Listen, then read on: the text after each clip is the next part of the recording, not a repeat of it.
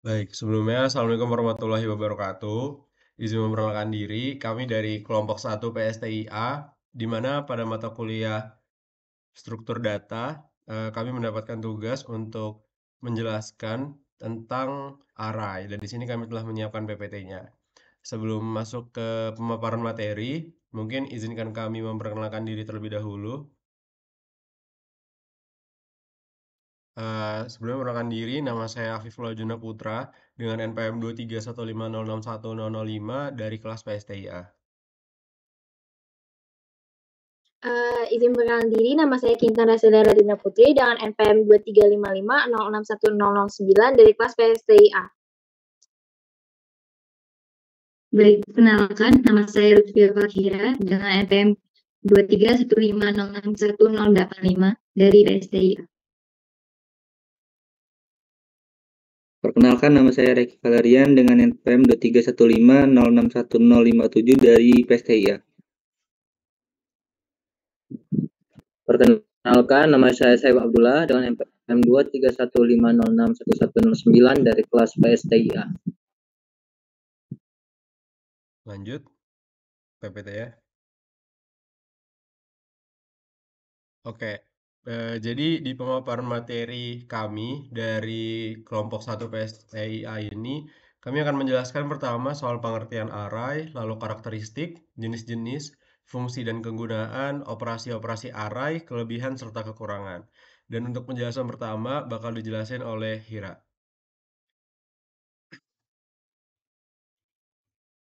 Baik, di sini saya akan menjelaskan pengertian dari array itu sendiri. Apa itu array? Array atau dalam bahasa Indonesia disebut larik. Salah satu teknik penyimpanan pengumpulan data dalam memori dengan cara meletakkannya secara berdekatan. Tujuannya agar beberapa item data dari jenis yang sama berada di satu tempat dan dimudahkan ketika hendak dilakukan operasi pada data tersebut. Kemudian saya akan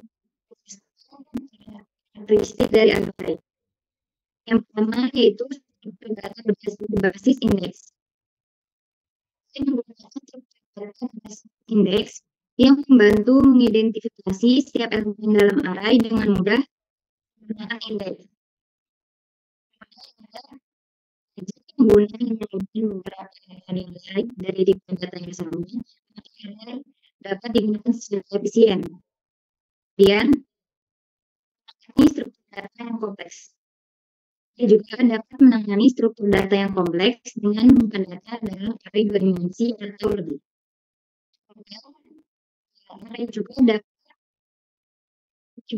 untuk mengimplementasikan struktur data lain seperti dan table.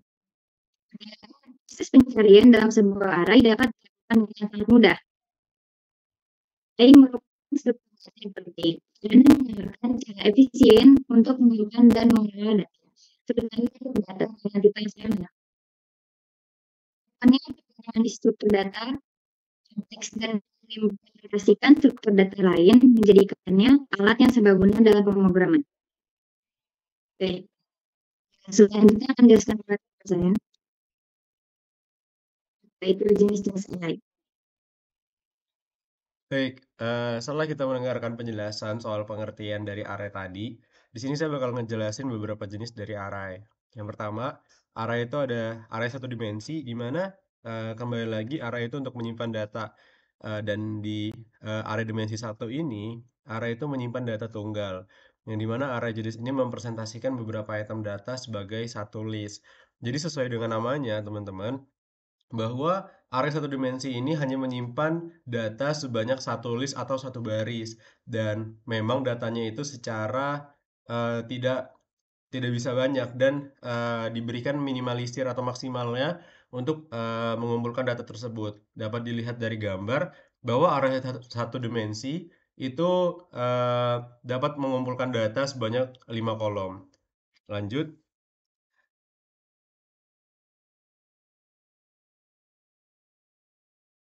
Dan untuk array selanjutnya yaitu ada array multidimensi.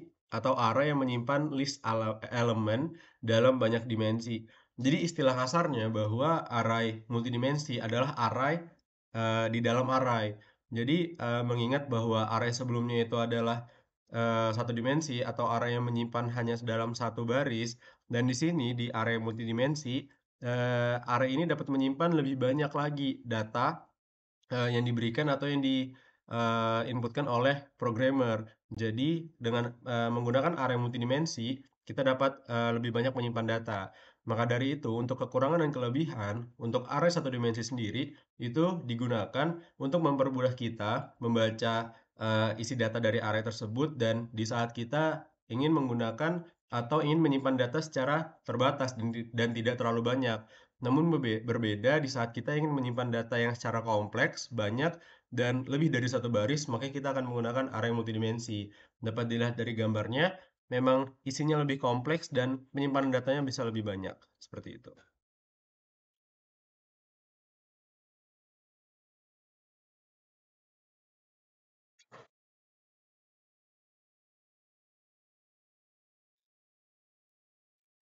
Selanjutnya adalah fungsi dan kegunaan array. Yang pertama, array sangat berguna dalam menyelesaikan masalah yang melibatkan matriks, seperti operasi aritmatika pada matriks, pengolahan gambar, dan juga simulasi fisika.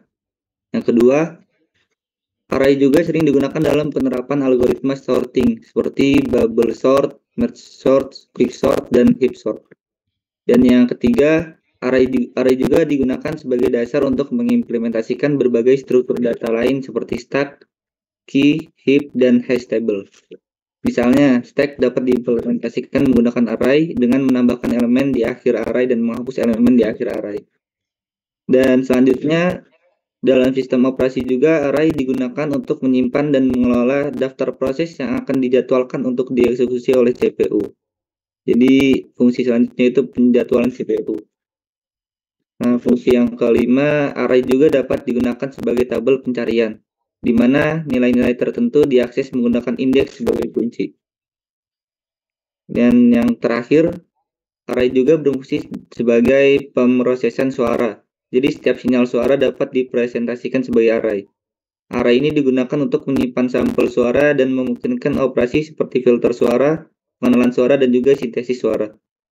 Dan selanjutnya ada beberapa operasi-operasi pada array. Yang pertama adalah operasi penyisipan, yaitu insertion. Operasi penyisipan adalah proses memasukkan data ke dalam elemen array.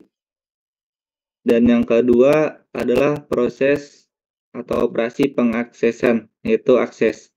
Operasi pengaksesan adalah proses mengambil nilai dari elemen pada posisi indeks tertentu dalam array. Terakhir, operasi pencarian, yaitu searching. Operasi pencarian adalah proses menemukan nilai tertentu dalam array.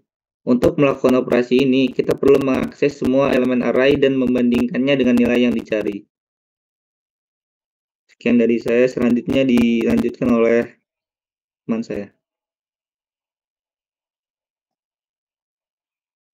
Oke, setelah teman saya menjelaskan tentang fungsi dan kegunaan array itu memiliki kelebihan. Nah, salah satunya itu akses acak elemen secara cepat. Hal ini membuat akses elemen berdasarkan posisi cenderung lebih cepat. Lalu yang kedua, cache locality array itu jauh lebih baik, membuat kinerja operasi pada array dapat lebih cepat atau ngebut. Dan cache locality itu sebuah kemampuan prosesor untuk mengakses kumpulan lokasi memori yang sama secara berulang dalam waktu yang singkat. Lalu yang ketiga, itu array itu sangat efisien dalam hal penyimpanan, yang mana array mewakili beberapa item data dengan tipe yang sama menggunakan satu nama. Hal ini membuat dalam memaksimalkan kode, dengan menulis potong kecil kode, kita tuh dapat menyimpan banyak nilai dalam satu buah array.